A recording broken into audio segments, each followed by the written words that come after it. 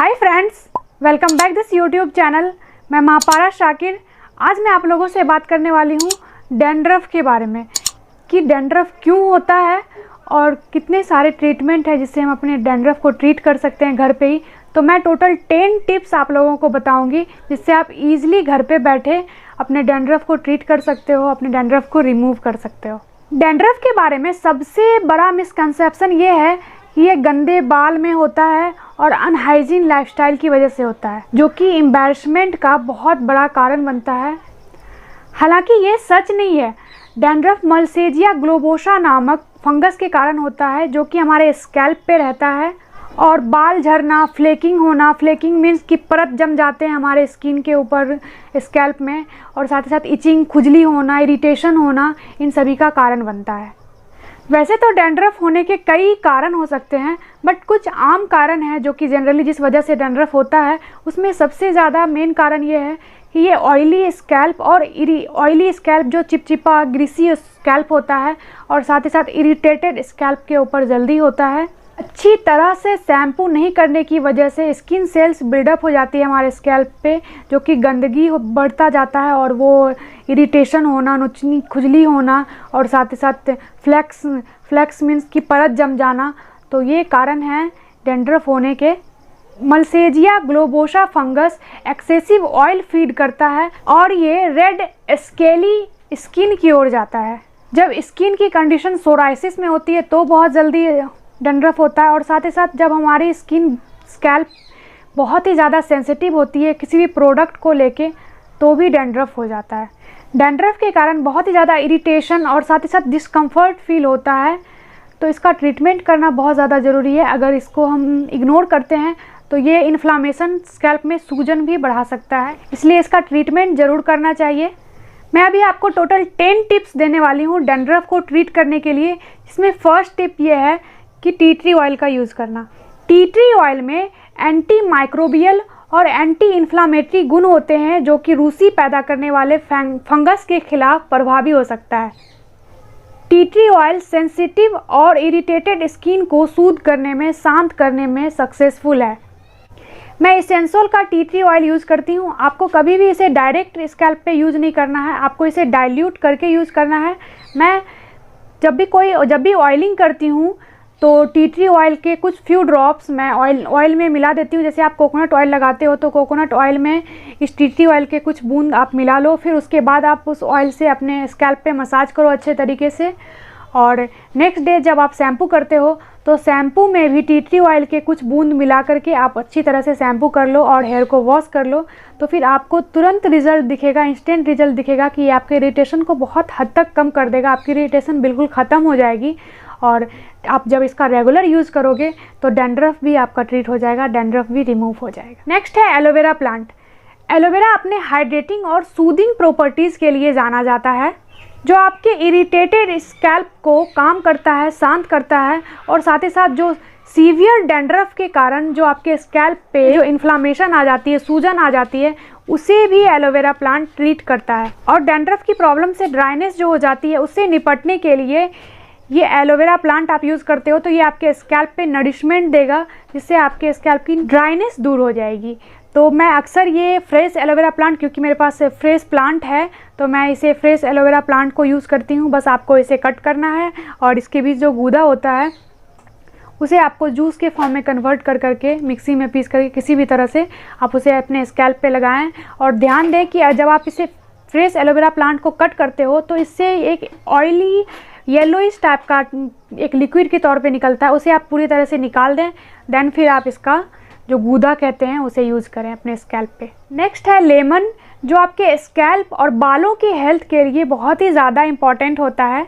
यह स्कैल्प के पीएच को बैलेंस करने में और डैंड्रफ को कम करने में हेल्प करता है। डैंड्रफ ग्रीसीनेस के कारण ही होता है, तो ये जो लेमन है ये आपके स्कैल्प की ऑयलीनेस, ग्रीसीनेस को कम करेगा। आप लेमन जूस को डायरेक्ट भी अपने स्कैल्प पे लगा सकते हो, और अगर आप इसे डाइल्यूट करके लगाना चाहते हो तो आप थोड़े से वार्म वाटर में इसे डाइल्यूट करके भी लगा सकते हो। और जब आप लगा लोगे तो इसे अपने स्कैल्प पे कुछ देर के लिए पेनिट्रेट होने के लिए लगभग 30 मिनट आप अपने स्कैल्प पे इसे छोड़ दो ताकि अच्छी तरह से पेनिट्रेट हो जाए। उसके बाद आप माइल्ड शैम्पू से वॉश कर लो। तो ये बहुत ही अच्छा रेमेडी है लेमन, डैंड्रफ के लिए। नेक्स्ट है नीम। नीम में एंटीबैक्टीरियल प्रॉपर्टीज़ होता है और साथ ही साथ ये मल्टीटास्किंग आयुर्वेदिक हर्ब के रूप में जाना जाता है।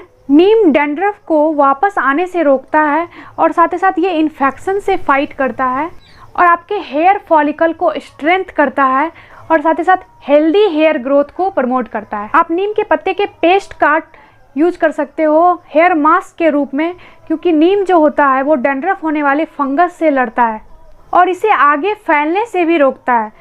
और आप इसे दूसरे तरीके से भी यूज कर सकते हो। नीम के पत्ते को बॉईल कर करके, बहुत ही ज़्यादा अच्छे से बॉईल करके, और आप जब शैम्पू कर लेते हो उसके बाद उस पानी से आप अपने हेयर को अच्छी तरह से धो लो, उससे भी आपका डैंड्रफ का ट्रीटमेंट होगा। आप ये ट्राई करना। नेक्स्ट है मेथी दाना।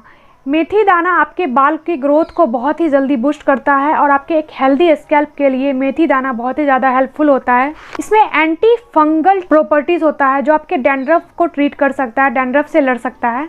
मेथी दाना में प्रोटीन और विटामिन सी होता है जो आपके स्कैल्प को नरिश करता है। आपको मेथी दाना को यूज कैसे करना है, आपको मेथी दाना लेना है और उसे रात भर, कुछ मेथी दाना को रात भर पानी में भिगो के रख देना है। आप मॉर्निंग में उसका पेस्ट बनाएं और उस पेस्ट को आप डायरेक्ट भी अपने स्कैल्प पे यूज कर सकते हो।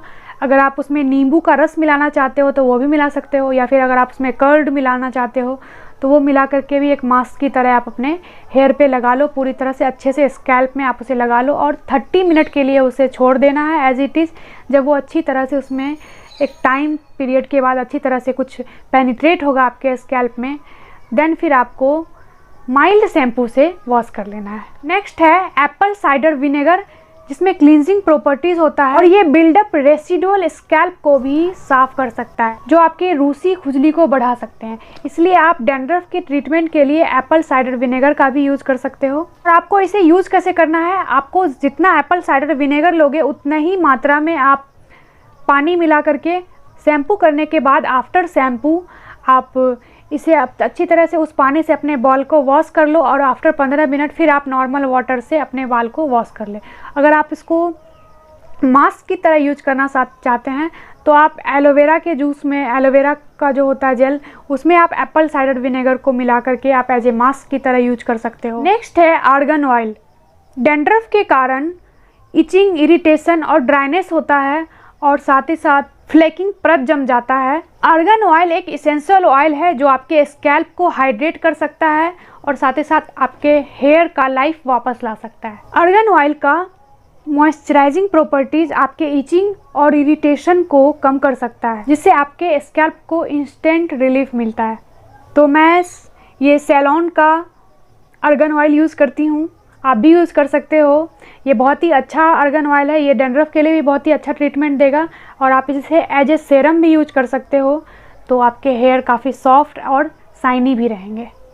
आप चाहो तो आप इसे डायरेक्ट भी लगा सकते हो अपने स्कैल्प पे, और अगर आप किसी ऑयल के साथ इसे मिक्स करके हाफ एंड हाफ करके लगाना चाहते हो तो भी आप लगा सकते हो डैंड्रफ के लिए, अगर आप यूज़ करना चाह रहे हो तो। वैसे ये इतना स्ट्रॉन्ग होता है कि आप इसे शैम्पू में भी इसके 1 से 2 बूंद मिक्स करके उसे अच्छे से वॉश कर लो तो उससे भी आपको बेनिफिट्स मिलेगा। या फिर आप अगर जो कंडीशनर लगाते हो, हेयर कंडीशनर लगाते हो, तो उस कंडीशनर में भी इसके 1 से 2 बूंद मिला लो। उसके बाद उस कंडीशनर को जिस तरह से आप नॉर्मली वॉश करते हो कुछ देर छोड़ने के बाद, तो उससे भी आपको इफेक्ट दिखेगा। ये इतना स्ट्रॉन्ग होता है। नेक्स्ट है ओमेगा 3 फैटी एसिड, जो आपके स्कैल्प को हाइड्रेट करने में हेल्प करेगा, आपके स्कैल्प की ड्राइनेस को कम करेगा। ओमेगा 3 फैटी एसिड जो सीवियर डैंड्रफ के कारण जो इन्फ्लामेशन हो जाती है, स्कैल्प पे सूजन हो जाता है, उसे भी ट्रीट करता है, उसे भी कम करता है। तो आपको ओमेगा 3 फैटी एसिड लेना कैसे है, आप इसे एक सैल्मन फिश आता है, आप उस फिश के तौर पे ले सकते हो, तो उससे आपको ओमेगा 3 फैटी एसिड मिलेगा। साथ ही साथ अखरोट में होता है ओमेगा 3 फैटी एसिड, मैकरल में होता है, अलसी में होता है, कद्दू के बीज में होता है और जामुन में होता है, और फ्लैक्सीड ऑयल सुना होगा आपने। और साथ ही साथ ये फ्लैक्स ऑयल जो आते हैं या फिर फ्लैक्स सीड आते हैं, आप उसे ले सकते हो। और मैं ये फ्लैक्स ऑयल यूज़ करती हूँ, ये बहुत ही बेनिफिट्स देता है डैंड्रफ को लेके। और इस फ्लैक्स ऑयल में आपको कोल्ड प्रेस्ड है ओमेगा 3, ओमेगा 6 और ओमेगा 9, तो आप ओमेगा 3 के साथ 6 और 9 का भी बेनिफिट्स ले सकते हो। और ये फ्लैक्स ऑयल वेल का फ्लैक्स ऑयल है जो आपके डैंड्रफ के लिए बहुत ही ज़्यादा बेनिफिशियल होने वाला है।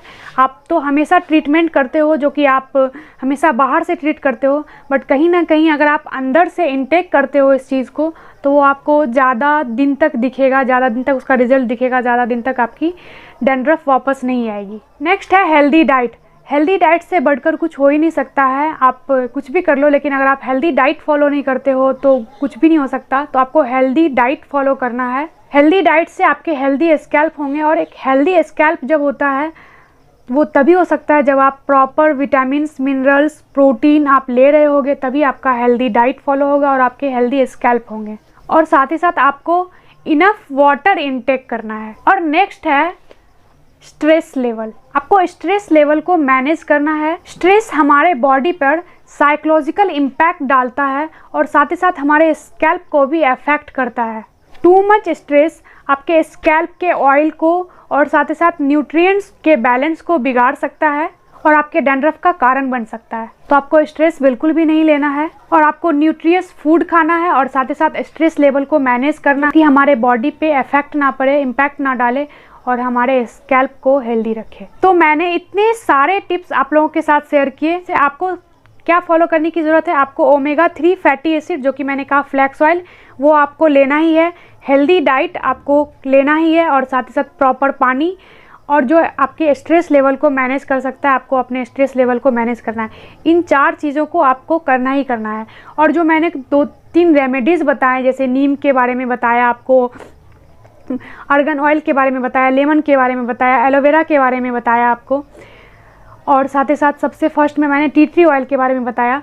तो आप इन सारे रेमेडीज़ में से जो रेमेडीज़ आपको जल्दी मिल जाते हैं, जल्दी अवेलेबल हैं आपके पास, उन रेमेडीज़ को फॉलो करें और आप फिर रिज़ल्ट देखें।